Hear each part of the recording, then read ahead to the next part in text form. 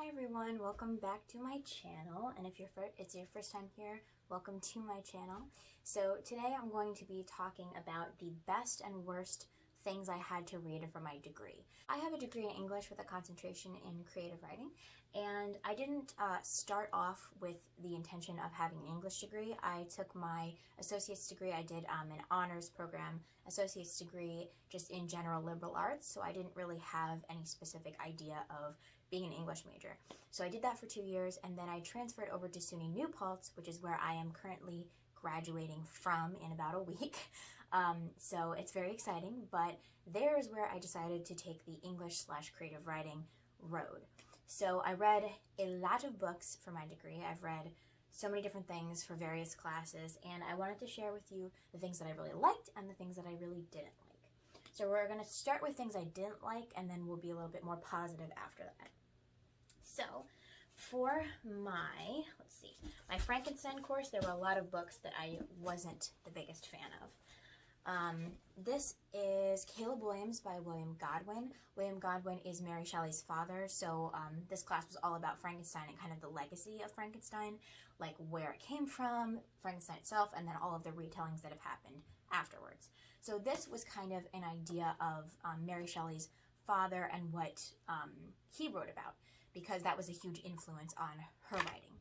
So I read this, and I honestly can't even tell you what it was about. It was incredibly boring. It was incredibly tedious. It was so long. I mean, the book is really only like 300 and, about 310 pages or so. But it still felt like unending, and I was just not a fan. So, not a fan of that.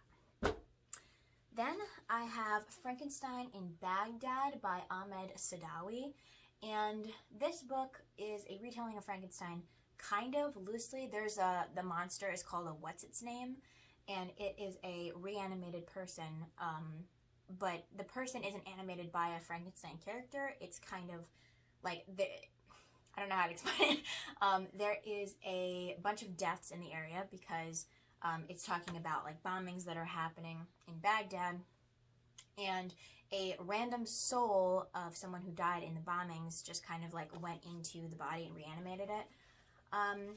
It was just, it was so far removed from what I felt like was the original intent of Frankenstein that I felt like if this was relabeled as something else and wasn't called a Frankenstein retelling, because so much of this was about the community in Baghdad and not necessarily about the monster or a victor kind of creator character. So I just felt like if this was rebranded as something that wasn't Frankenstein, it would work a lot better, but it just wasn't what I expected. And then there was Frankenstein by Jeanette Winterson, and this is probably the worst book I've ever read. It is about a trans main character who is like, I don't know if he's a scientist technically. I think he's a scientist. But he meets this other scientist guy, Victor Stein, and they end up having a relationship. And I just felt like this book painted trans people in a horrible light. It made the main character out to be extremely sexual, like totally over-sexualized them. And I just was not a fan of that. And there was so much in here related to like sex robots and like crazy stuff like that that I'm just like not interested in learning about. So not a fan of this one. And then for my Holocaust literature class, I read Mouse and Mouse Volume 2 by Art Spiegelman. And I know that these are beloved books by a lot of people, so I hope you're not offended by this. But I just had a really hard time understanding why mice were representative of people. And they're kind of, like, if they had, if Art Spiegelman had leaned completely into the, like, mouse thing and just made them completely mice, that would have been a little bit more acceptable to me.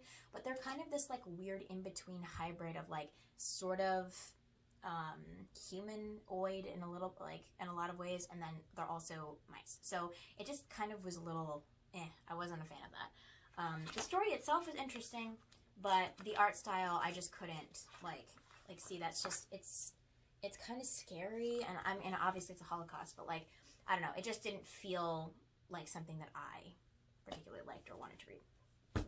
And the last book I hated, I don't have a copy of, but it was Hard Times by Charles Dickens, And this one was definitely a hard time, that's for sure. Just was not a fan of how boring it was and how kind of, it didn't really have like a plot that was super exciting or anything. It was kind of just like whatever. So I'm not a fan of that one. Now on to books that I really loved during my degree. So I have a lot of different books here. Let's see. I don't know if I'm going to put them necessarily in class order, but one of the first books that I read for my degree was The Odyssey, obviously by Homer. It's a giant book. This is a really pretty copy, but I took a mythology class. Obviously, I annotated this quite a bit, but I took a mythology class, and this was one of the ones that we read.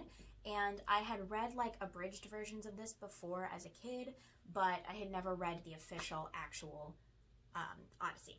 So it was really interesting to read, and I got a lot out of having a class about it because there's so much to learn in this book, and you just don't fully understand it without someone helping you understand it. So that was a really exciting one to read.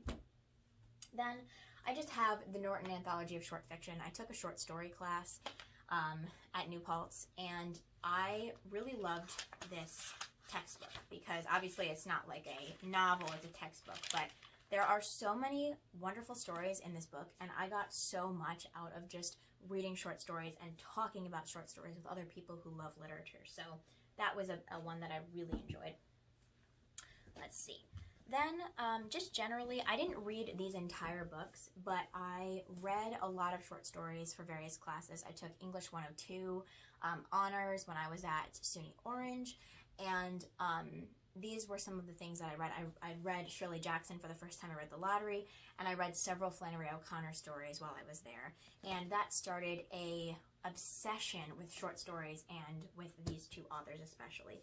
So I can definitely attribute so much of my reading now to the classes that I took and being exposed to short fiction. So I was definitely a fan of those. And then for, let's see, I took a multi-ethnic literature course at New Paltz, and I read several things for that, but these two were my favorite. They're Homegoing by Yaa Gyasi and The Color Purple by Alice Walker. And so this one is kind of a, I don't know exactly how, okay, so here's the family tree. It's pretty crazy. There's a lot of characters.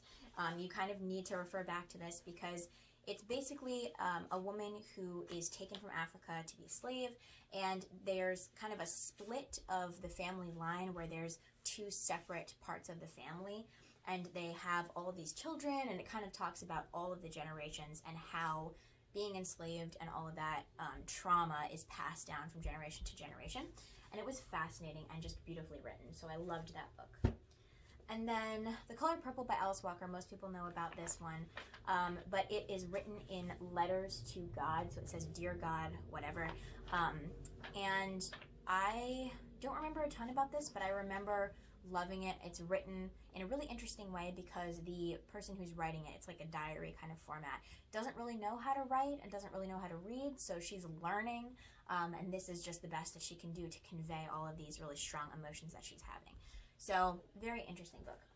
Alright, so next up, in my Holocaust literature class, I did read a few books that I did really like. First being The Shawl by Cynthia Ozick.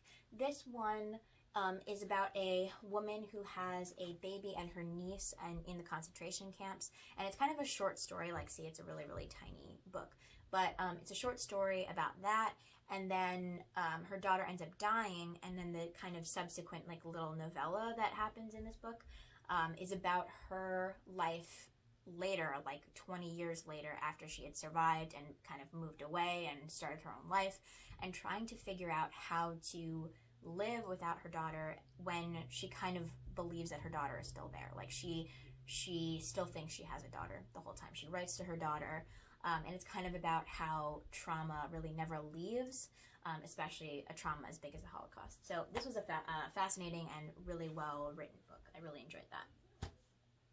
And then this is obviously a book that I have read before, but it's The Book Thief by Marcus Zuzak. This was not an assigned reading for my class. It's a chunky boy. But I decided to write my final paper on this book because we had some options as to what we could write about. And one of them was to do a book-to-movie adaptation. So we were supposed to write about how the book and the movie were different and how each of them kind of related to the themes of the Holocaust and how they addressed the Holocaust. And I thought it was really interesting to approach that from a children's literature perspective, because it is difficult to talk to children about things like slavery or the Holocaust or anything like that. So this is a fantastic book. I'm sure most of you know what it's about, but it is a book told from the perspective of death, and it's about a girl named Liesel Memminger and a man named Max. And Max is a Jew, and he's hiding in Liesel's basement in Germany. So it is a fascinating book. It's beautifully written. It's one of my favorite books, actually. I just kind of always forget that it's that amazing. But when I reread this, I read it in like 2 sittings, and it's a giant book, and it was just fantastic. And I got so much out of this for writing my paper. So even though it wasn't assigned reading, I did read it for a class, so I'm counting it. Then for my Frankenstein class, I did read 2 books that I really, really liked. So there was a little bit of, a reprieve from the stuff that I hated. But of course, I read Frankenstein by Mary Shelley, which is amazing. I don't have to tell you that. It's a classic. Everyone loves Frankenstein for the most part. It was amazing. I love this cover so much. It's beautiful. But I annotated this so much. As you can see, just all of the annotations. And I just had such a great time learning about the context and everything to do with it. So yeah, I loved that. And then I read Victor Laval's Destroyer, which is an adaptation. It's not really an adaptation. It interacts with the original Frankenstein, because the characters in this, the monster has been in hiding for like, I don't know, 200 years or something. And he comes out, and there is the last woman, or the last person in the Frankenstein family line is a woman, and she is also a scientist. So she ends up bringing her son, who was shot by a police officer.